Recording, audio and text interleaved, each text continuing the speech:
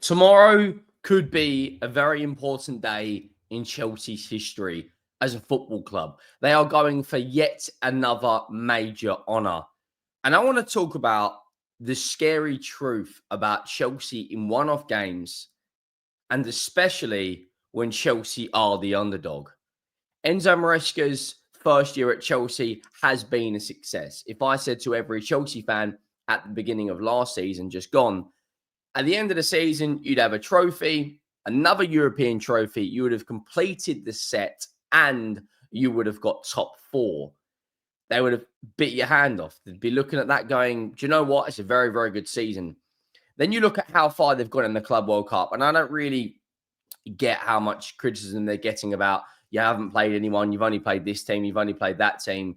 It's not really who you play, it's about getting the trophy over the line. Tottenham didn't have heavyweights in the Europa League, but when we come up against Manchester United, we got the job done. Chelsea did a similar thing, and now they're in the Club World Cup final against the best footballing team in the world. But Chelsea have been here before. Chelsea have done this before and got over the line and shown their armpits with the trophy. Make sure you go down, drop a like on the video if you haven't already.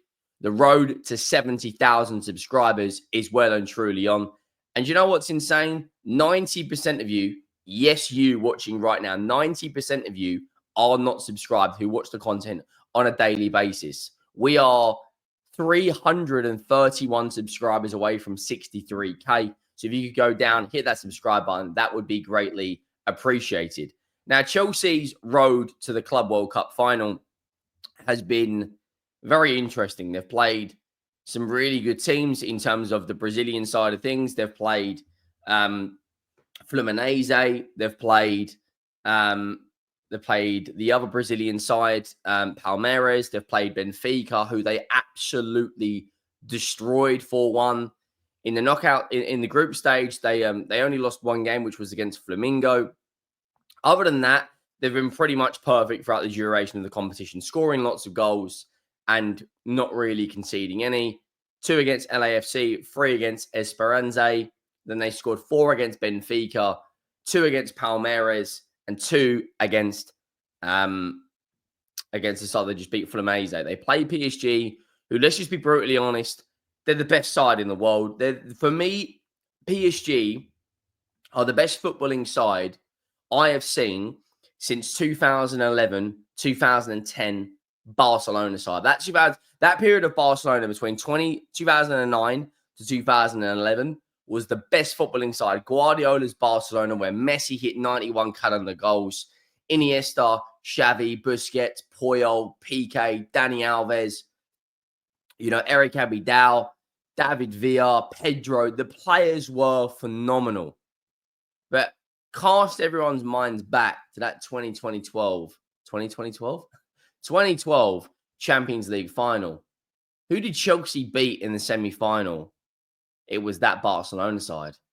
They beat them at the Nou Camp. Fernando Torres, where Gary Neville done that famous bit of commentary where he sounded like he was getting up to something else. That's a story for another day. What my point here is, whenever Chelsea are the underdogs, they seem to upset everything. You think back to the Champions League final where they beat Manchester City. They were the underdog. They won 1-0. You think back to when they beat Bayern Munich in that final at 2012. They were the underdogs. They were the underdogs in the semi-final. 3-0 down to Napoli. Who brought it back? Chelsea did. No one's really, for me, ready to cause more of an upset than Chelsea. Their biggest wins throughout their club's history, both Champions League finals. When they went into the Europa League final, they weren't the underdog, but they got over the line and got the job done. My point here is this Chelsea side tomorrow night can cause huge upset for me.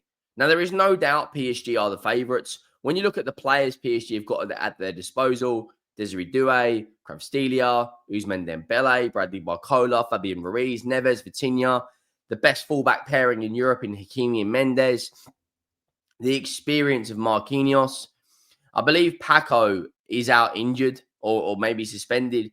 Chelsea have got players that turn up on the big occasion as well. Chelsea have got players that have won the biggest honours in world football as well. Someone like Enzo Fernandez, captain at the moment, World Cup winner.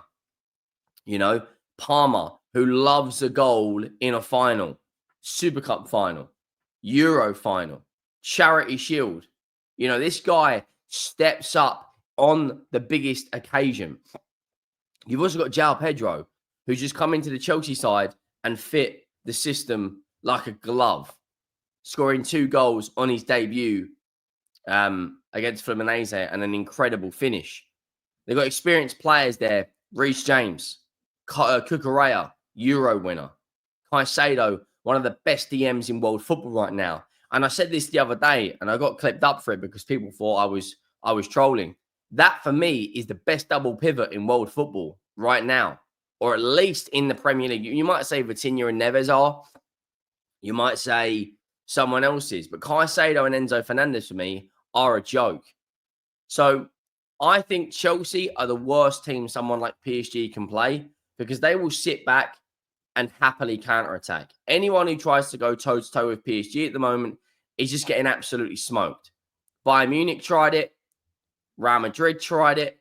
When you go toe-to-toe with the big dogs, normally it doesn't end well. PSG at the moment have got a habit of scoring early. 2 goals in 10 minutes against Real Madrid in a absolutely battering we saw there. They didn't really score early against Bayern Munich until the last 15 minutes of the game. So if Chelsea can stay switched on, which they have done throughout majority of this competition, they are going to be a threat for PSG. Now, one thing that's scary about PSG is if they beat Tottenham in the Super Cup, which I don't even want to watch that game because that could be a bloodbath.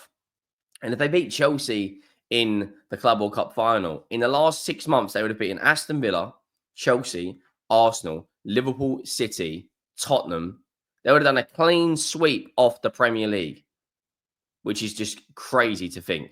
But yeah, in terms of Chelsea, they need to set up pretty much the way they did all competition, the way they have against all the teams in the Club World Cup. I like this predicted lineup here. Nkunku, Neto, Palmer, João Pedro, Caicedo, Enzo Fernandez. Colwill and Chalobah are really, really going to be tested because you're up against probably the best player in world football right now, in Ousmane Dembele. You know, probably certain at the moment if they win this competition to go and win the Ballon d'Or, Champions League, treble, Club World Cup. You know, 5 trophies in one season. It'd be the perfect scenario for Ousmane Dembele. But do not be surprised if Chelsea win this 1-0. Do not be surprised if Chelsea go against the grain and upset absolutely everything and win this 1-0.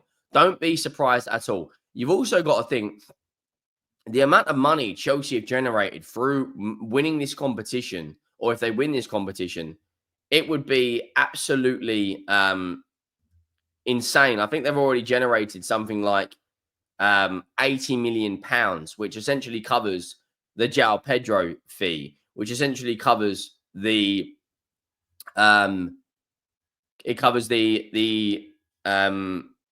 Delap fee. The Touchline Football Coverage said this yesterday with regards to Chelsea.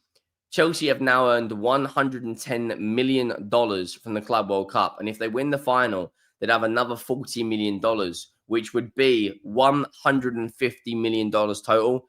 So that's what, £120 million, something like that, which covers João Pedro, which covers Liam Delap, which puts Chelsea in a very strong financial position going in for the rest of the transfer window. And one of their recent targets, a Hugo Ekitike, according to other sources out there, I think it was Florian Plettenberg, said the following, that they do, Frankfurt do expect teams to come in for Hugo Ekitike. Chelsea are currently unlikely due to the transfer. His price tag is 100 million euros.